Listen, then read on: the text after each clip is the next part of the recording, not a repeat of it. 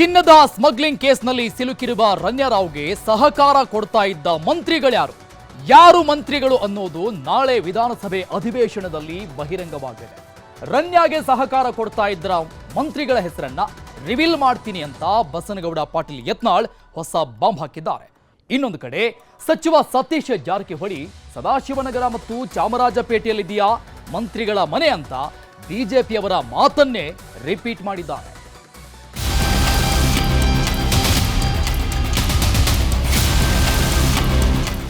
ರಣ್ಯಾರಾವ್ ಅಕ್ರಮ ಚಿನ್ನ ಸಾಗಾಟ ಪ್ರಕರಣದಲ್ಲಿರುವ ಮಂತ್ರಿಗಳು ಯಾರು ಅನ್ನೋದು ಯಾರಿಗೂ ಗೊತ್ತಿಲ್ಲ. ಕಳೆದ ಒಂದು ವಾರದಿಂದ ನಟಿ ರಣ್ಯಾರಾವ್ಗೆ ಏರ್ಪೋರ್ಟ್ನಲ್ಲಿ ಪ್ರೋಟೋಕಾಲ್ ಭದ್ರತೆ ವ್ಯವಸ್ಥೆ ಮಾಡಿಸ್ತಾ ಇದ್ದಿದ್ದು ಕರ್ನಾಟಕದ ಇಬ್ಬರು ಪ್ರಭಾವಿ ಮಂತ್ರಿಗಳು ಅಂತ ಸುದ್ದಿಯಲ್ಲಿತ್ತು. ಈಗ ಆ ಮಂತ್ರಿಗಳು ಯಾರು ಅನ್ನೋದು ಗೊತ್ತಾಗೋ ಟೈಮ್ ಬಂದಿದೆ. ನಾಳೆ ರಾಜ್ಯ ವಿಧಾನಸಭೆ ಅಧಿವೇಶನದಲ್ಲಿ ರಣ್ಯಾರಾವ್ಗೆ ಸಹಕಾರ ಕೊಡ್ತಿದ್ದ ಮಂತ್ರಿಗಳು ಯಾರು ಅನ್ನೋದನ್ನ ವಿಧಾನಸಭೆ ಕಲಾಪದಲ್ಲಿ ವಿವರವಾಗಿ ಹೇಳ್ತೀನಿ ಅಂದ್ರು ಬಿಜೆಪಿ ಶಾಸಕ ಬಸನಗೌಡ ಪಾಟೀಲ್ ಯತ್ನಾಳ್. ನೋಡ್ರಿ, ಈಗ ನಾಳೆ ನಾವು ಸದನದಾಗ ಹೇಳ್ತೀವಿ ಯಾರ್ಯಾರು ಅದಾರ.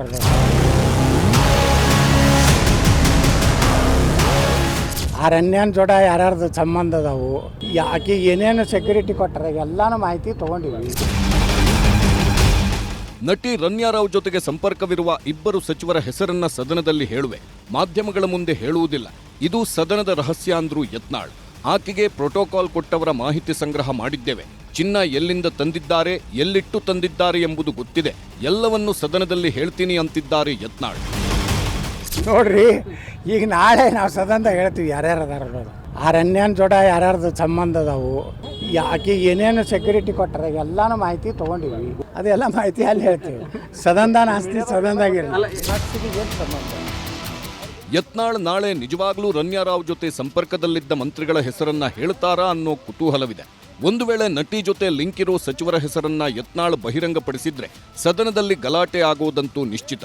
ಸದನದ ಹೊರಗೆ ಕೋಲಾಹಲ ಸೃಷ್ಟಿಯಾಗೋದು ಗ್ಯಾರಂಟಿ. ಯತ್ನಾಳ್ ಹೆಸರು ಹೇಳ್ತಾರೋ ಇಲ್ವೋ, ಆದ್ರೆ ರಣ್ಯಾಗೆ ಕೆಐಎಡಿಬಿಯಿಂದ 12 ಎಕರೆ ಜಮೀನು ಮಂಜೂರಾಗಿದ್ದು ಬೊಮ್ಮಾಯಿ ಸರ್ಕಾರದಲ್ಲಿ ಕೈಗಾರಿಕಾ ಸಚಿವರಾಗಿದ್ದ ಮುರುಗೇಶ್ ನಿರಾಣಿ ಅವಧಿಯಲ್ಲಿ. ಈ ವಿಷಯಕ್ಕೂ ಯತ್ನಾಳ್ ಸ್ಪಷ್ಟನೆ ಕೊಟ್ಟರು. ಅವರೇ ಒಪ್ಕೊಂಡ್ರಲ್ಲ, ನಿರಾಣಿ ಅವರೇ. ನಾನು 12 ಎಕರೆ ಕೊಟ್ಟಿದ್ದು ಸತ್ಯ, ಆದ್ರೆ ಆ ಹೆಣ್ಮಗಳು ರೊಕ್ಕ ತುಂಬೆಲ್ಲತ್ತಾಳೆ. ನಿರಾಣಿ ಅವರು ಅದು ಕೊಟ್ಟಿದ್ದು ಸತ್ಯ ಅಂತ ಅವರೇ ಒಪ್ಕೊಂಡ್ರು, ನಾ ಏನು ಹೇಳಿಲ್ಲ. ಆದ್ರೆ 12 ಎಕರೆ ಏನು ಅಲಾಟ್ಮೆಂಟ್ ಆಗಿತ್ತಲ್ಲ ಈ KIDB ಒಳಗೆ, ಅದು ದುಡ್ಡು ಕಟ್ಟಲಾರ್ದಕ್ಕೆ ಅದು ರದ್ದಾಗೈತೆ ವಾಪಸ್. ಯಾಕಂದ್ರೆ 12 ಎಕರೆದು ಯಾರೋ ಒಬ್ಬರು ಕೊಡ್ತೀನಿ ಅಂತ ಹೇಳಿದ್ರತ್ತ, ಅವ್ರು ಕೊಳ್ಳಾರ್ದಕ್ಕೆ. ರಣ್ಯಾರಾವ್ ಪ್ರಕರಣದಲ್ಲಿ ನಾಳೆ ಯತ್ನಾಳ್ ಯಾವೆಲ್ಲ ಕೋಲಾಹಲದ ಕಥಾಹಂದರಗಳನ್ನು ತೆರೆದಿಡ್ತಾರೋ ಗೊತ್ತಿಲ್ಲ. ಆದರೆ ರಣ್ಯಾರಾವ್ ಸಂಪರ್ಕದಲ್ಲಿರೋದು ಇಬ್ಬರು ಮಂತ್ರಿಗಳು. ಒಬ್ಬರು ಸದಾಶಿವನಗರದವರು, ಇನ್ನೊಬ್ಬರು ಚಾಮರಾಜಪೇಟೆಯವರು ಅನ್ನೋ ಸುದ್ದಿ ಹರಿದಾಡ್ತಿದೆ. ಈ ಸುದ್ದಿ ಮತ್ತಷ್ಟು ವೈರಲ್ ಆಗೋಕೆ ಕಾರಣ ಲೋಕೋಪಯೋಗಿ ಸಚಿವ ಸತೀಶ್ ಜಾರಕಿಹೊಳಿ ಕೊಟ್ಟ ಹೇಳಿಕೆ. ಸದಾಶಿವನಗರ ಆಮ್ಯಾಗ ಪೇಟೆ, ಚಾಮರಾಜಪೇಟೆ ಅಂದ್ರೆ ಅವರ ಮತ್ತಾರು ಇಲ್ಲ ಅವು ಇದ್ರಾಗ ಏರಿಯಾದಾಗ ಮತ್ತೆ ಸಾಕಷ್ಟು ಪ್ರಭಾವಿಗಳು ಆ ಏರಿಯಾದಲ್ಲಿ ಇದ್ದಾರೆ. ಸದಾಶಿವನಗರದಲ್ಲಿ ಇದ್ದಾರೆ, ಚಾಮರಾಜಪೇಟೆಯಲ್ಲಿ ಇದ್ದಾರೆ. ಇವ್ರನ್ನ ಅಂತ ಹೆಂಗ್ ಹೇಳ್ತೀರಿ ನೀವು? ಇದ್ರೂ ಕೂಡ ಆ 3 ಏಜೆನ್ಸಿ ಎನ್ಕ್ವೈರಿ ಮಾಡೋದು, ಅವ್ರದ್ದು ಏಜೆನ್ಸಿ, ಸೆಂಟ್ರಲ್ ಏಜೆನ್ಸಿ 3 ಇದ್ರೆ ಬಂದೇ ಬರ್ತಾರೆ. ಅಲ್ಲಿ ಯಾರು ಬರ್ತಾರೆ, ಯಾರು ಫೋನ್ ಮಾಡಿ ಹೇಳ್ತಾರೆ, ನಮ್ಮವ್ರು ಬಿಡಿಸ್ತಾರೆ, ಒಳಗೆ ಬಿಡಿಸ್ತಾರೆ, ಕರ್ಕೊಂಡ್ ಬರ್ತಾರೆ. ಆ ಥರ ಅಂದ ತಕ್ಷಣ ಎಲ್ಲರೂ ಹೇಳ್ತಾರೆ. BJP ಅವರು ಫೋನ್ ಮಾಡಿ ಹೇಳ್ತಾರೆ, ನಾವು ಹೇಳ್ತೀವಿ, JDS ನಾವು ಹೇಳ್ತಾರೆ, ಏರ್ಪೋರ್ಟ್ನಲ್ಲಿ ನಮ್ಮವ್ರಿಗೆ ಬಿಡಿಸಿ, ನಮ್ಮವ್ರಿಗೆ ಕರ್ಕೊಂಡ್ ಬನ್ನಿ ಅಂತ. ಮತ್ತೆ ಟೋಟಲಿ ಇವರು ಸೆಂಟ್ರಲ್ ಗೌರ್ಮೆಂಟ್ನಲ್ಲಿ ಅದು 3 ಏಜೆನ್ಸಿ, ಏರ್ಪೋರ್ಟು, ಅವ್ರ ಡ್ಯೂಟಿ ಅದು ಯಾರ್ದಾರೆ. ಚಿನ್ನ ತರೋದು, ನೀವು ಡ್ರಗ್ಸ್ ತರೋದು ಹೊಸದೇನಲ್ಲ, ಬರ್ತಿರ್ತಾರ, ಅವ್ರು ಹಿಡಿದಿರ್ತಾರ. ಇದು ರೂಟೀನು. ಇದನ್ನ ನಾವು ಹೋಗಿ ಬೇರೆ ಬೇರೆ ಕಲ್ಪನೆ ಕೊಡ್ತಾರೆ. ಅವ್ರ ಡ್ಯೂಟಿ ಐತಿ, ಅವ್ರ ಪಾಡಿ ಅವ್ರು ಮಾಡ್ತಾರೆ. ಯಾರು ಸಿಗ್ತಾರೆ ಅವ್ರನ್ನೊಳಗೆ ಹಾಕ್ತಾರೆ. ಏನದು ಕಾನೂನಲ್ಲಿ ಅವ್ರಿಗೆ ಶಿಕ್ಷೆ ಕೊಡ್ಲಿಕ್ಕಿದೆ ಅಷ್ಟು ಶಿಕ್ಷೆ ಕೊಡ್ತಾರೆ. ಅದನ್ನು ನಾವು ಅಲ್ಲಿ ಇಲ್ಲಿ ಸುತ್ತಾಕ್ಸಿ, ಆ ಕಡೆ ಸುತ್ತಾಕ್ಸಿ, ಈ ಕಡೆ ಸುತ್ತಾಕ್ಸಿ ಹೊರಗಾಗ್ತಿಲ್ಲ. ಅವ್ರು ಬಿಟ್ಬಿಡೋಣ. ಅವ್ರು ಒಂದ್ ಕಡೆ ಯತ್ನಾಳ್ ನಾಳೆ ರಣ್ಯಾರಾವ್ ಜೊತೆಗೆ ಸಂಪರ್ಕದಲ್ಲಿದ್ದವರ ಹೆಸರು ಹೇಳ್ತೀನಿ ಅಂತಿದ್ದಾರೆ.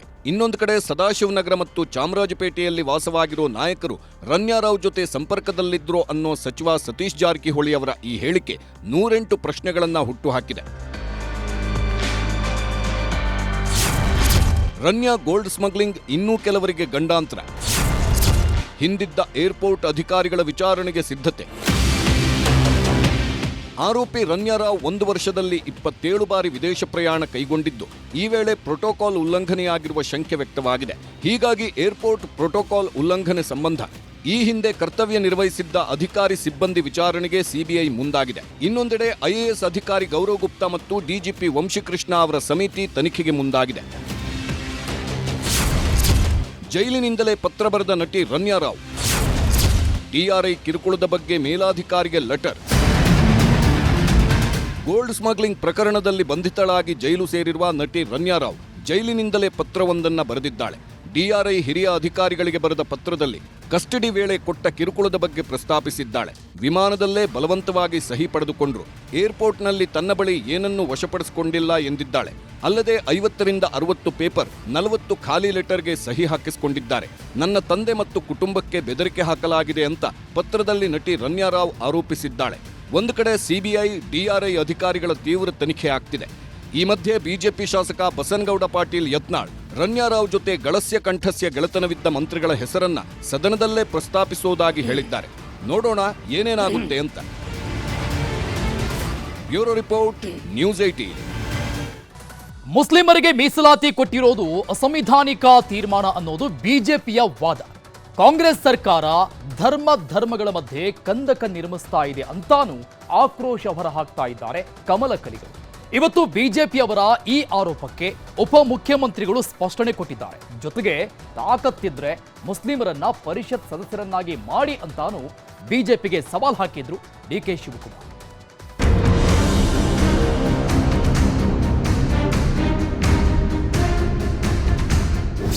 ಸರ್ಕಾರದ ಗುತ್ತಿಗೆಗಳಲ್ಲಿ ಮುಸ್ಲಿಮರಿಗೆ 4% ಮೀಸಲಾತಿ ನೀಡಿರುವ ವಿಚಾರವಾಗಿ ರಾಜ್ಯ ರಾಜಕೀಯದಲ್ಲಿ ವಾಗ್ಯುದ್ಧ ಶುರುವಾಗಿದೆ. ಕಾಂಗ್ರೆಸ್ ಸರ್ಕಾರದ ವಿರುದ್ಧ ಬಿಜೆಪಿ ನಾಯಕರು ಮುಗಿಬಿದ್ದಿದ್ದಾರೆ. ವಿಪಕ್ಷಗಳ ತೀವ್ರ ವಿರೋಧದ ನಡುವೆಯೂ ಮುಸ್ಲಿಂ ಸಮುದಾಯಕ್ಕೆ ಗುತ್ತಿಗೆಯಲ್ಲಿ ಮೀಸಲಾತಿ ಕಲ್ಪಿಸುವ ಸಂಬಂಧ ವಿಧೇಯಕ ತರಲು ಸಂಪುಟ ಸಭೆ ಒಪ್ಪಿಗೆ ಕೊಟ್ಟಿದ್ದು, ಇದೇ ಅಧಿವೇಶನದಲ್ಲಿ ಮಂಡನೆ ಮಾಡೋಕೆ ಸರ್ಕಾರ ತಯಾರಿ ಮಾಡಿಕೊಳ್ತಿದೆ. ಇದು ಕೇಸರಿ ಪಡೆಯನ್ನ ಮತ್ತಷ್ಟು ಕೆರಳುವಂತೆ ಮಾಡಿದೆ.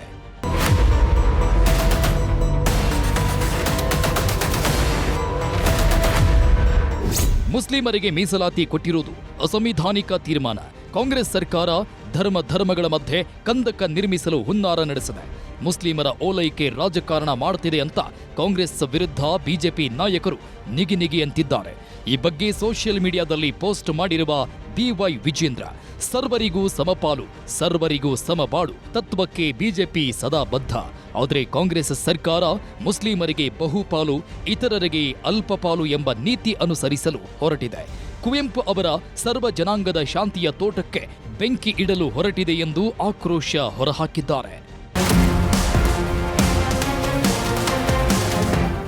ಇಷ್ಟಕ್ಕೆ ಸುಮ್ಮನಾಗದ ವಿಜೇಂದ್ರ, ಮುಸ್ಲಿಮರಿಗಷ್ಟೇ ಮೀಸಲಾತಿ ನಿಗದಿಯಾಗಿದ್ದರೂ ಉಪಮುಖ್ಯಮಂತ್ರಿ DK ಶಿವಕುಮಾರ್ ಅವರು ರಾಜ್ಯದ ಜನತೆಯನ್ನ ದಿಕ್ಕು ತಪ್ಪಿಸುವ ಹೇಳಿಕೆ ನೀಡಿ ಅಲ್ಪಸಂಖ್ಯಾತರು ಎಂದರೆ ಮುಸ್ಲಿಮರು ಮಾತ್ರವಲ್ಲ, ಕ್ರೈಸ್ತರು, ಜೈನ, ಪಾರ್ಸಿ, ಸಿಖ್ ಹೀಗೆ ಎಲ್ಲರೂ ಸೇರುತ್ತಾರೆ ಎಂದು ಹೇಳಿದ್ದಾರೆ. ಇದು ಕೋತಿ ಮೊಸರು ತಿಂದು ಮೇಕೆ ಬಾಯಿಗೆ ಸವರಿದಂತೆ ಎಂಬಂತೆ ರಾಜ್ಯದ ಜನರನ್ನ ಮೂರ್ಖರನ್ನಾಗಿಸಲು ಹೊರಟಿದ್ದಾರೆ ಅಂತ DKಶಿ ಹೇಳಿಕೆ ಉಲ್ಲೇಖಿಸಿ ವಿಜೇಂದ್ರ ಗುಡುಗಿದ್ದಾರೆ. ವಿಜೇಂದ್ರ ಮೇಲೆ DKಶಿ ಕೌಂಟರ್ ಅಟ್ಯಾಕ್. ವಿಜೇಂದ್ರರ ಆರೋಪಗಳಿಗೆ DCM DK ಶಿವಕುಮಾರ್ ಕೌಂಟರ್ ಕೊಟ್ಟಿದ್ದಾರೆ. ಗದಗದಲ್ಲಿ ಮಾತನಾಡಿರುವ DKಶಿ, ನಾವು ಎಲ್ಲ ಹಿಂದುಳಿದ ಅಲ್ಪಸಂಖ್ಯಾತರ ಬಗ್ಗೆ ಚಿಂತನೆ ಮಾಡುತ್ತೇವೆ. ಸಮಬಾಳು ಸಮಪಾಲು ಅನ್ನೋರು ಅಲ್ಪಸಂಖ್ಯಾತರನ್ನ MLC ಮಾಡಿ, 2 ಕ್ರಿಶ್ಚಿಯನ್, 3 ಮುಸ್ಲಿಮರನ್ನ ಕೇಂದ್ರದಲ್ಲಿ ಮಂತ್ರಿ ಮಾಡಿ ಅಂತ ಸವಾಲ್ ಹಾಕಿರುವ DK ವಿಜೇಂದ್ರ ಈಗ ಪಾಪ ಅಧ್ಯಕ್ಷರಾಗಿದ್ದಾರೆ, ಅವರ ಲೆವೆಲ್ನಲ್ಲಿ ಇರಲಿ ಅಂತ ತಿರುಗೇಟ್ ಕೊಟ್ರು. ಮುಸ್ಲಿಮ್ಸ್ ಇರ್ಬೋದು, ಕ್ರಿಶ್ಚಿಯನ್ಸ್ ಇರ್ಬೋದು, ಸಿಖ್ ಇರ್ಬೋದು, ಬೌದ್ಧರು ಇರ್ಬೋದು, ಅವರೆಲ್ಲ ನಮ್ಮ ದೇಶದ ಪ್ರಜೆಗಳು, ಕರ್ನಾಟಕ ರಾಜ್ಯದ ಪ್ರಜೆಗಳು. ನಾವು ಎಲ್ಲ ಅಲ್ಪಸಂಖ್ಯಾತರಿಗೆ, ಹಿಂದುಳಿದವರ ಬಗ್ಗೆ ನಾವು ಚಿಂತೆ ಮಾಡ್ತೀವಿ. ಸಮಪಾಳು ಅನ್ನೋರು ಯಾರೋ ಒಬ್ಬರು MLC ಮಾಡ್ಕೊಳ್ಳಿ, ಅವರು ಒಬ್ಬರು ರಾಜ್ಯಸಭೆ ಮೆಂಬರ್ ಮಾಡಲಿ, ಸೆಂಟ್ರಲ್ ಗೌರ್ಮೆಂಟಲ್ಲಿ ಮಂತ್ರಿ ಮಾಡಲಿ, ಒಂದಿಬ್ಬರು ಕ್ರಿಶ್ಚಿಯನ್ಸ್ನ, ಒಂದು 3 ಜನ ಮುಸ್ಲಿಮ್ಸ್ನ ಮಾಡ್ಕೊಳ್ಳಿ. ಆಗ ವಿಜೇಂದ್ರಗೆ ಸಮಪಾಳು ಅಂತ ಮಾತಾಡೋಕ್ಕೆ ಒಂದು ಅವಕಾಶ ಇದೆ. ಆ ನಾಡಿಗೀತಿನ ಸರಿಯಾಗಿ ಓದಲಿ ಅವರು.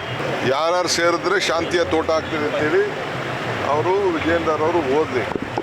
ಇನ್ನು ಪಾಪ ಈಗ ಅಧ್ಯಕ್ಷರಾಗಿದ್ದಾರೆ, ಅವ್ರ ಲೆವೆಲಲ್ಲೇ ಇರಲಿ.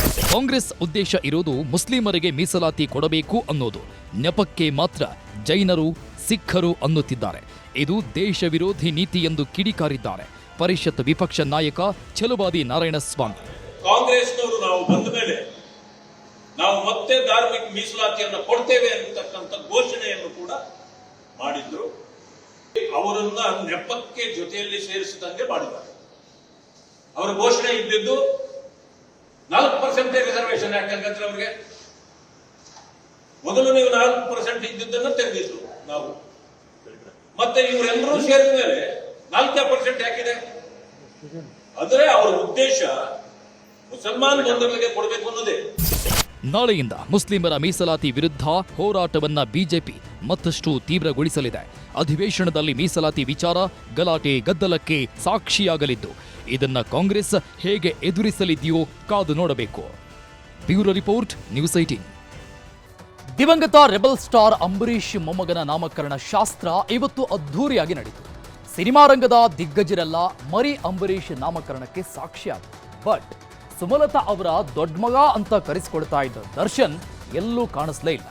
ಯಶ್ ಕೂಡ ಗೈರಾಗಿದ್ರು. ಆದ್ರೆ ಕಿಚ್ಚ ದಂಪತಿ ಎಂಟ್ರಿ ಎಲ್ಲರ ಹುಬ್ಬೇರಿಸುವಂತೆ ಮಾಡಿದೆ.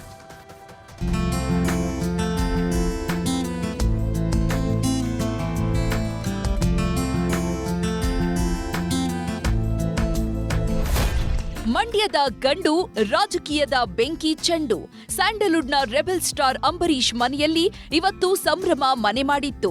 ಜೂನಿಯರ್ ಅಂಬರೀಷ್ ನಾಮಕರಣ ಶಾಸ್ತ್ರಕ್ಕೆ ದೊಡ್ಡವರೇ ಬಂದು ವಿಶ್ ಮಾಡಿ ಹೋಗಿದ್ದಾರೆ. ಅಭಿಷೇಕ್ ಅಂಬರೀಷ್ ಮಗನಿಗೆ ಅಜ್ಜನ ಹೆಸರನ್ನೇ ಇಟ್ಟಿರೋದ್ರಿಂದ ಅಭಿಮಾನಿಗಳು ಕೂಡ ಫುಲ್ ಖುಷಿಯಾಗಿದ್ದಾರೆ. ಆದ್ರೆ ಈ ಸಂಭ್ರಮದ ಮಧ್ಯೆ ಎಲ್ಲರ ಚಿತ್ತ ನೆಟ್ಟಿದ್ದು ದರ್ಶನ್ ಮೇಲೆ. ದರ್ಶನ್ ಬರ್ತಾರೋ ಇಲ್ವೋ ಅಂತ ಎಲ್ರೂ ಕಣ್ಣರಳಿಸಿ ನೋಡ್ತಿದ್ರು. ಆದ್ರೆ ಎಷ್ಟೇ ಕಾದ್ರೂ ಗೌಡ್ತಿಯ ದೊಡ್ಡ ಮಗ ಮಾತ್ರ ಬರಲೇ ಇಲ್ಲ. ಸರ್ಪ್ರೈಸ್ ಅನ್ನೋ ಹಾಗೆ ಕಿಚ್ಚ ಸುದೀಪ್ ದಂಪತಿ ಬಂದಿದ್ದು ಎಲ್ಲರ ಕುತೂಹಲ ಹೆಚ್ಚಿಸಿತ್ತು.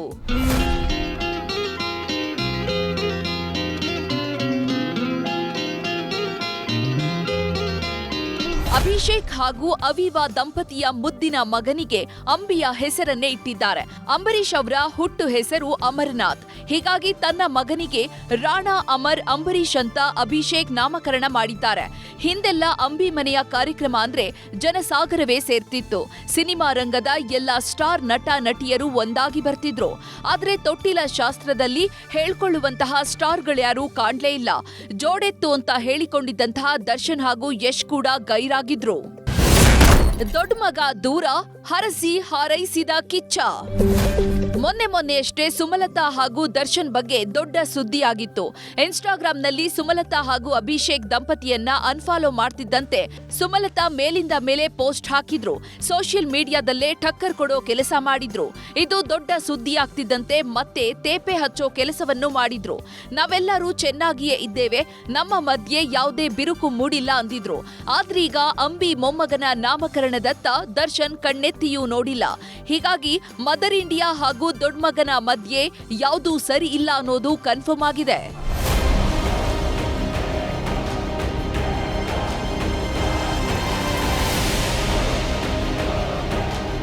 ಇನ್ನು ಟಾಕ್ಸಿಕ್ ಸಿನಿಮಾದಲ್ಲಿ ಬ್ಯುಸಿಯಾಗಿರೋ ಯಶ್ ಕೂಡ ನಾಮಕರಣ ಶಾಸ್ತ್ರಕ್ಕೆ ಬಂದಿಲ್ಲ. ಆದ್ರೆ ಕೆಲ ದಿನಗಳ ಹಿಂದೆಯಷ್ಟೇ ಅಭಿಷೇಕ್ ಮಗನಿಗೆ ವಿಶೇಷ ತೊಟ್ಟಿಲನ್ನ ಕಳಿಸೋ ಮೂಲಕ ಅಂಬಿ ಆಸೆಯನ್ನ ನೆರವೇರಿಸಿದ್ರು. ಇಂಟ್ರೆಸ್ಟಿಂಗ್ ಅಂದ್ರೆ ಅಂಬಿ ಮೊಮ್ಮಗನ ನಾಮಕರಣ ಶಾಸ್ತ್ರದಲ್ಲಿ ಕಿಚ್ಚ ಸುದೀಪ್ ಫುಲ್ ಮಿಂಚಿದ್ದಾರೆ. ದಂಪತಿ ಜೊತೆ ಬಂದ ಸುದೀಪ್ ವಿಶೇಷ ಉಡುಗೊರೆಯನ್ನ ನೀಡಿದ್ರು. ಒಟ್ನಲ್ಲಿ ಸುಮಲತಾ ಹಾಗೂ ದೊಡ್ಡ ಮಗನ ಸಂಬಂಧ ಹಳಸಿದೆ ಅನ್ನೋದು ಮಾತ್ರ ಮೇಲಿಂದ ಮೇಲೆ ಪ್ರೂವ್ ಆಗ್ತಿದೆ. Satish Kanakapura, film bureau, news 18. ನಾಸಾದ 4 ಗಗನಯಾತ್ರಿಗಳು ಅಂತಾರಾಷ್ಟ್ರೀಯ ಬಾಹ್ಯಾಕಾಶ ನಿಲ್ದಾಣ ತಲುಪಿದ್ದಾರೆ. 9 ತಿಂಗಳಿಂದ ಬಾಹ್ಯಾಕಾಶದಲ್ಲಿ ಸಿಲುಕಿಕೊಂಡಿದ್ದ ಸುನಿತಾ ವಿಲಿಯಮ್ಸ್ ಮತ್ತು ತಂಡದವರನ್ನ ಭೂಮಿಗೆ ಕರೆತರಲು ಸಿದ್ಧತೆ ನಡೆಸ್ತಾ ಇದ್ದಾರೆ. ಎಲ್ಲಾ ಅಂದುಕೊಂಡಂಗೆ ಆದ್ರೆ ಮಾರ್ಚ್ 19 ಬುಧವಾರ ಭೂಮಿಗೆ ವಾಪಸ್ಸಾಗಲಿದ್ದಾರೆ.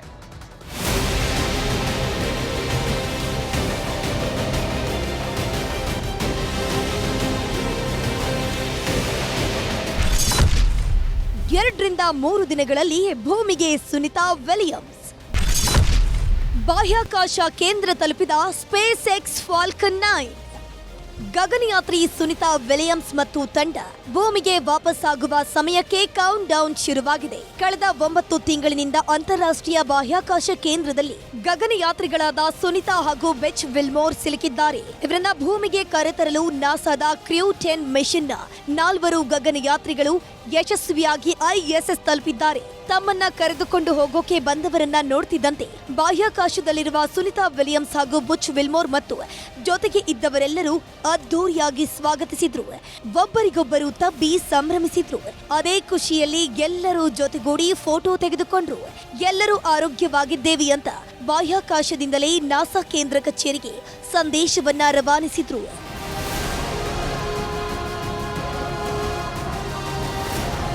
ಸುನಿತಾ ವಿಲಿಯಮ್ಸ್ ಮತ್ತು ಬುಚ್ ವಿಲ್ಮೋರ್ ಇಬ್ಬರನ್ನ ಭೂಮಿಗೆ ಕರೆತರೋಕೆ ಸ್ಪೇಸ್ ಎಕ್ಸ್ ಕ್ರ್ಯೂ 10 ಹೆಸರಲ್ಲಿ ನಾಸಾ ಮತ್ತು ಎಲಾನ್ ಮಸ್ಕ್ ಅವರ ಸ್ಪೇಸ್ ಎಕ್ಸ್ ಜಂಟಿ ಕಾರ್ಯಾಚರಣೆ ಕೈಗೊಂಡಿದೆ.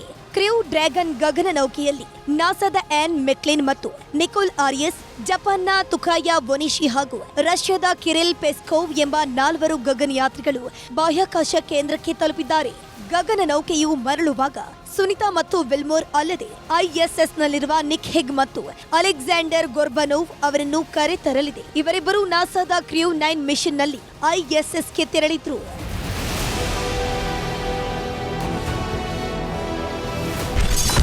ಕಳೆದ ವರ್ಷ ಜೂನ್ 5ರಂದು ನಾಸಾದಿಂದ ಅಂತಾರಾಷ್ಟ್ರೀಯ ಬಾಹ್ಯಾಕಾಶ ಕೇಂದ್ರಕ್ಕೆ ಗಗನಯಾತ್ರಿ ಸುನಿತಾ ವಿಲಿಯಮ್ಸ್ ಹೋಗಿದ್ರು. ಸುನಿತಾ ಜೊತೆ ಬುಚ್ ವಿಲ್ಮೋರ್ ಕೂಡ ಹೋಗಿದ್ರು. ಸ್ಟಾರ್ ಲೈನರ್ ಗಗನನೌಕೆಯಲ್ಲಿ ISSಗೆ ತೆರಳಿದ್ದ ಇಬ್ಬರು ಕೆಲಸ ಮುಗಿಸಿ ಒಂದೇ ವಾರದಲ್ಲಿ ವಾಪಸ್ಸಾಗಬೇಕಿತ್ತು.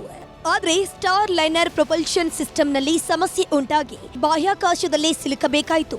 ಭೂಮಿಯಿಂದ 408 ಕಿಲೋಮೀಟರ್ ಮೇಲಿರುವ ಬಾಹ್ಯಾಕಾಶದಲ್ಲಿ 9 ತಿಂಗಳಿಂದ ಸುನಿತಾ ವಿಲಿಯಮ್ಸ್ ಹಾಗೂ ಬುಚ್ ವಿಲ್ಮೋರ್ ಸಿಲುಕಿದ್ದಾರೆ. ಇವರನ್ನ ಭೂಮಿಗೆ ಕರೆತರೋಕೆ ನಾಸಾ ಹಾಗೂ ಸ್ಪೇಸ್ ಎಕ್ಸ್ ಜಂಟಿ ಕಾರ್ಯಾಚರಣೆ ಕೈಗೊಂಡಿದೆ. Crew dragon capsule Falcon 9 rocket ಉಡಾವಣೆ ಮಾಡಿ ಸ್ಪೇಸ್ ಎಕ್ಸ್ ಕ್ರ್ಯೂ 10 ಹೆಸರಲ್ಲಿ ಜಂಟಿ ಕಾರ್ಯಾಚರಣೆ ನಡೆಸಲಾಗಿದೆ. ಮಾರ್ಚ್ 19ರಂದು ಬುಚ್ ವಿಲ್ಮೋರ್ ಹಾಗೂ ಸುನಿತಾ ವಿಲಿಯಮ್ಸ್ ಭೂಮಿಗೆ ಮರಳುವ ನಿರೀಕ್ಷೆ ಇದೆ. ಇವರಿಬ್ಬರ ಜೊತೆಗೆ ISSನಲ್ಲಿರುವ ನಿಕ್ ಹೆಗ್ ಮತ್ತು ಅಲೆಕ್ಸಾಂಡರ್ ಗೊರ್ಬನೋವ್ ಕೂಡ ಭೂಮಿಗೆ ಬರಲಿದ್ದಾರೆ. ಸ್ಪೇಸ್ ಎಕ್ಸ್ ಸಂಸ್ಥೆಯ ಒಂದು ಫಾಲ್ಕನ್ 9 ಅನ್ನುವಂತಹ ಒಂದು ರಾಕೆಟ್ ಕ್ರೂ ಡ್ರ್ಯಾಗನ್ ಅನ್ನುವಂತಹ ಒಂದು ನೌಕೆಯಲ್ಲಿ 4 ಜನ ಗಗನಯಾತ್ರಿಗಳನ್ನ ಉಡಾಯಿಸಿತು. ಆ ಕ್ರೂ ಡ್ರ್ಯಾಗನ್ ನೌಕೆ ಇವತ್ತು ಅಂತಾರಾಷ್ಟ್ರೀಯ ಅಂತರಿಕ್ಷ ನಿಲ್ದಾಣನ ISSನ ಕೂಡ್ಕೊಂಡಿದೆ. ಇದರಲ್ಲಿ ಸುನಿತಾ ವಿಲಿಯಮ್ಸ್ ಇದ್ದಾರೆ. ಅದರಲ್ಲಿದ್ದಂತಹ 4 ಗಗನಯಾತ್ರಿಗಳು ಒಳಗೆ ಪ್ರವೇಶಿಸಿದ್ದಾರೆ. ಈಗ ಈ 4 ಜನನು ಮತ್ತೊಂದು ಕ್ರೂ ಡ್ರ್ಯಾಗನ್ ನೌಕೆ ಮತ್ತೊಂದು ಭಾಗದಲ್ಲಿ ಅಂತಾರಾಷ್ಟ್ರೀಯ ಅಂತರಿಕ್ಷ ನಿಲ್ದಾಣನ ಇದು ಕೂಡ್ಕೊಂಡಿದೆ. ಅದರಲ್ಲಿ ವಾಪಸ್ ಬರ್ತಾ ಇದ್ದಾರೆ. ಇನ್ನು 2 ದಿನಗಳ ಕಾಲ ಅಂತ ನಾವು ಅನ್ಕೋಬಹುದು. ಏನು ತೊಂದರೆ ಇಲ್ಲ. ಭೂಮಿಯ ಸಂಪರ್ಕವೇ ಇಲ್ಲದೆ 9 ತಿಂಗಳುಗಳ ಕಾಲ ಬಾಹ್ಯವಾಸ ಅನುಭವಿಸುತ್ತಿರುವ ಸುನಿತಾ ವಿಲಿಯಮ್ಸ್ ಭೂಮಿಗೆ ವಾಪಸ್ಸಾಗುವ ಸಮಯ ಹತ್ತಿರವಾಗಿದೆ. ನರಕದ ದಿನಗಳ ಬದುಕು ಅಂತ್ಯವಾಗುವ ನಿರೀಕ್ಷೆ ಇದೆ. ಸುನಿತಾ ಮತ್ತು ಬುಚ್ ವಿಲ್ಮೋರ್ ಆಪರೇಷನ್ ಸಕ್ಸಸ್ಗೆ ಇಡೀ ವಿಶ್ವವೇ ಪ್ರಾರ್ಥನೆ ಮಾಡ್ತಿದ್ದು ಫಲ ಕೊಡಲಿ ಅನ್ನೋದೇ ಪ್ರತಿಯೊಬ್ಬರ ಹಾರೈಕೆ. Bureau report, news 18.